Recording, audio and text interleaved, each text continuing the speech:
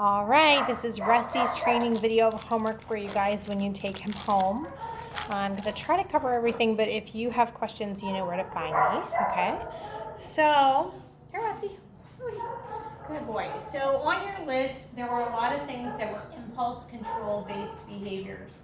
And I worked really hard about kind of increasing the amount of impulse control he has through focus and then teaching him how to settle.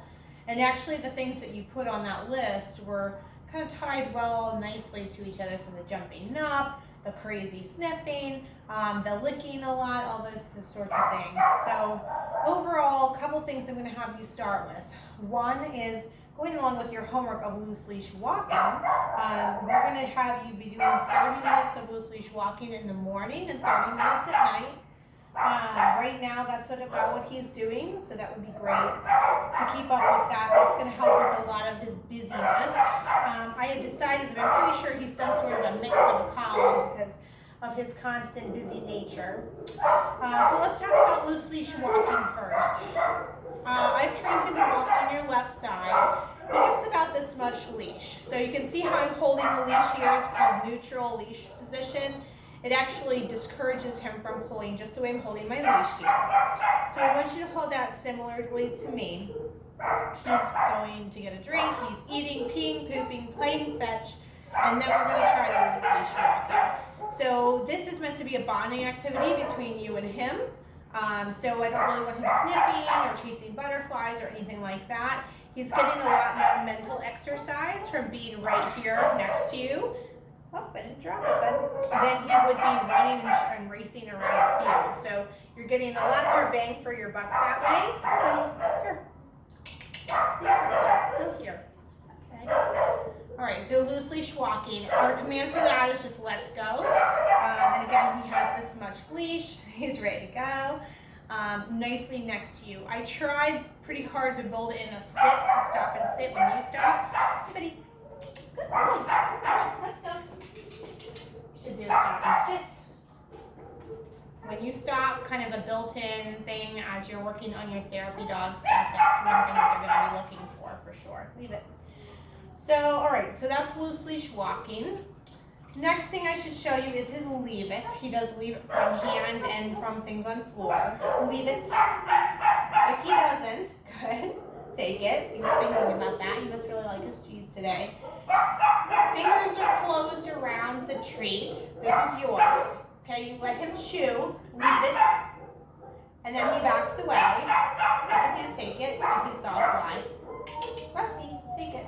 Okay, so his command for taking the item is take it, along with a body language cue of an open hand. So again, fingers are closed around it, it's mine, that's his body language cue. This pesky fly keeps bothering both of us. You let him chew, and then it's leave it. He doesn't. He gets a little bop. Leave it. Take it. Good boy. You seem to think that you need a fly. There we leave it. Take it. That was a good one. You can see without the fly help. Okay, so that's his leave it. Oh, you're going to recycle that one? All right, we also did leave it from the floor. And you can use anything to distract him. The leave it is going to be something that you're using when he's greeting people too friendly, as in sniffing their parts. And leave it is, you're going for something, let it alone, okay? So I throw a treat on the floor, but you can use anything you want. Just make sure you can see him. Leave it. Leave it. Come here. Good boy. So he never gets what I'm using to tempt him. Leave it. Come here. If he goes for it, he gets a tiny pop on the leash, and then the secondary command, which is come here. Come here, sit. Good boy. Walk over to it again. Leave it. Come here. Good boy. And he comes over here for his treat. When you're done with this exercise, he never gets what's on the floor. That's self-gratifying. I want him to think that everything good in life comes from you guys. So we pick this up, and we use it for something else. Okay? So that's leave it. As far as the sniffing, the obsessive sniffing is what it's become. I think it's a bit of a dominance issue. He wants to be the first to greet somebody and know the most about them. So what I do is I just do a couple quick, Tap him with the knee a little bit. You see how offended he got, right? So he's learned that he doesn't sniff me like that. He doesn't sniff our employees like that. So I hope that's going to carry over for you when you get home. But between the leave it and your self-correction with this manner, he's become very good. So that's been more of a habit-based thing that we've been working at breaking with him, okay? All right, another thing we taught him was watch. That's take your attention off of something and put it on me. That's always a good one. Sit. The dog was on the left. That's the side we taught him to walk on. Watch. Good boy. And you slowly take a treat down to his little mouth there. Okay. Sit. Watch. Good. There you go. So that's watch. Silly little exercise, but it's good. Kind of teaching him to not pay attention to all the obnoxiousness that's happening outside and put it on you. So I'm just going to pause this 1 second. Okay, we're back. I couldn't deal with the obnoxious barking dogs here. Try to fix them a little bit. All right, so the last thing I'm going to show you is start of our stays. This is where I wanted you to pick up at home. The reason that I'm calling him my little collie dog, or herding dog, is because he had a lot of time initially, a hard time settling, okay? So as in we put him down and he'd pitter patter in his stay and move his feet and move his butt and up and down. So it's taken a lot of time for us to get this where it is. So first of all, on your list is lie down. You can easily do that now. Christy, down. Good. So I just point down, down, and tell him down.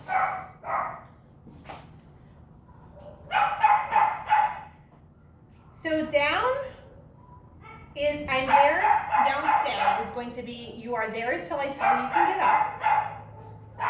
So see how he's relaxed now? He's able to kind of go on his hip and settle. His release word for this is okay, and he gets a treat toss on the floor that he gets to chase. So for now, we're slowly adding the command stay to this, and everything that you are doing as far as distance is right next to you. So what I do when I teach it, down, it's a down treat. What I do when I teach it is teach him that he's here until I tell him he can get up. And all the distractions go on around him, and I am right here to correct him. The correction for getting up is just you putting pressure on the leash. I think you can see my foot a little bit, it's hard to tell. But all I do is just step on it.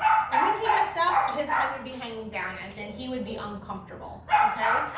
Okay, good boy. So that's his down stay. So I'll show you one more time. Rusty, down. So he gets to keep the line down. And if he gets up before I'm ready, he'll do some of this stuff too. See how serious I am. Okay, good boy. So right now he can probably do 15 seconds, something like that in the downstay. Minimal distraction of somebody kind of walking around the room, picking up something, flinging a toy, anything like that. So that's his downstay. Exercise that I want you guys to do at home with him is a dominance exercise. It's his mealtime feeding. So I really like a hand feeding exercise. That's something that I do with my own dogs quite often. The reason that it works is because if he was in a group of wolves, dominant male and dominant female of that group decide who eats, when they eat, or if they eat at all, the other pack members, that is. And so it becomes a good dominance exercise because instead of the dog food just showing up in the bowl that the dog food fairy puts in there for you, you are providing his meal for him. So what I did when he first came, he's right now on a 1.5 cups in the morning and a 1.5 cups at night with treats and exercise. And I think he looks pretty ideal. So I'd put a 1.5 cups in his bowl, and then I'd scoop some out, let him eat out of my hands, scoop some more out, let him eat out of my hands, so on and so forth. If he doesn't eat for some reason, sometimes initially he wouldn't eat too much for me because he didn't know me very well. I would put it up, and then he'd be offered a 1.5 cups at dinner. So not what was left from the morning meal, but what was left from just for the evening meal. But that's a good exercise, and anyone in the family can be doing that. That's going to help his inquisitive nature and kind of being a little more pushy with the greeting and all that stuff. I think the last thing I have to show you is our jumping up. We worked on that extensively. All right, can you see him? Yep, there we are. Okay, so I taught him that the common body language cues for meeting people, this means sit. So as you can see, he sat when we did that. Hi. Good.